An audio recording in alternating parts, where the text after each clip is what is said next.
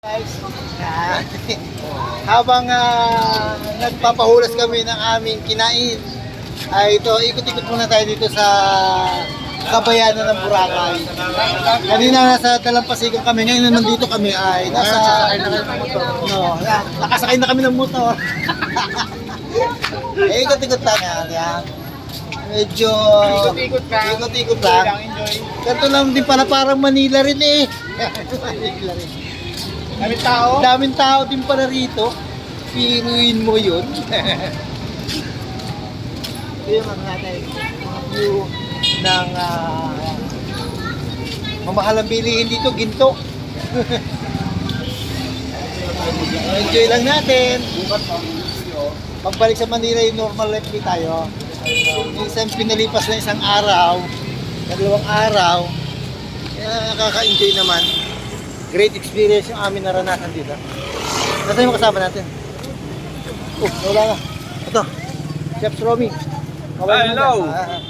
Ito, may mga ludi. Yes. Hindi ito nahihirapan sa networking. Punta sa JS. Punta naman kayo sa JS, samahan nyo naman kami. Yeah. Tuturo namin yung bakit minsan yung magagandang tinuturo namin, nilalayuan kami ng tao. Hindi na medyo hugot natin mga networker no?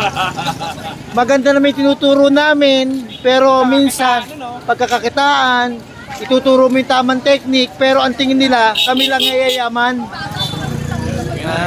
Talagang ganun lang ang buhay sa mundo. Kailangan nating minsan talagang magtiyaga sa mga taong maniniwala sa atin.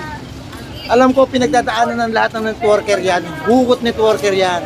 Magaman maganda itinuturo namin, hindi kami maka-invite dahil ang tingin nila, yung nag-i-invite lang ang kikita, gagamitin mo siya, diba? Pero Invite din sila. Oh, yun. Para kumita din sila. At ang kagandahan dun, hindi lang sa kumita, nakatulong sila sa taong i-invite nila na mabigyan din ng opportunity yung mga taong maniniwala sa kanila. Diba ang ganda? Napakagandang mission. Kumita ka pa.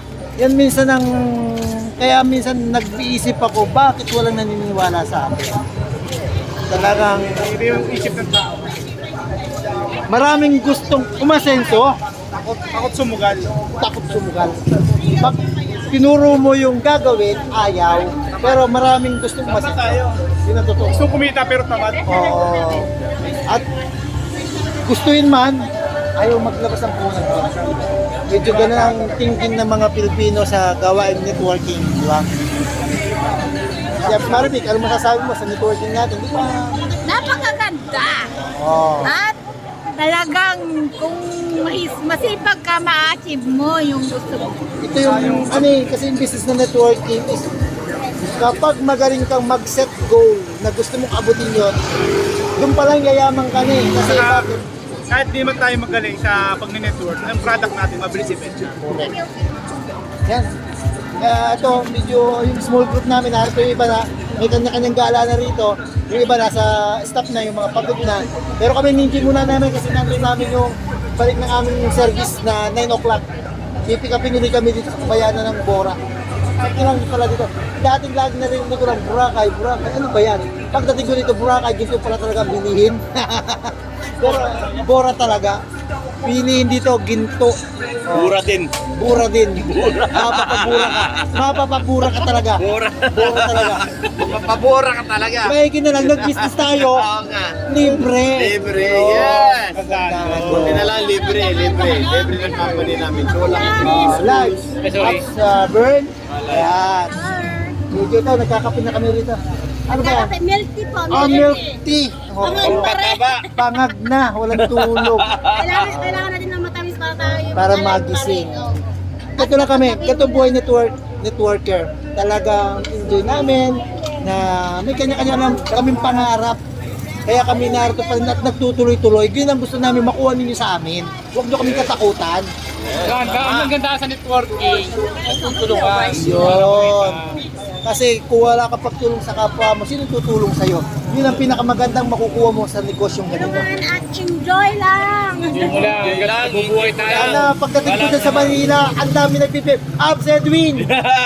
PPM ako sa'yo, sasali na ako. Yeah!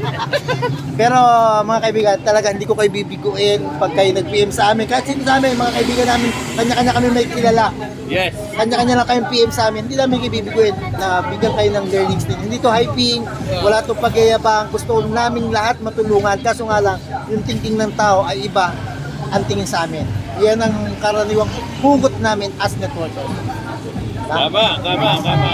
Basta, subaybay lang kayo, huwag kayo mayabangan sa amin ha.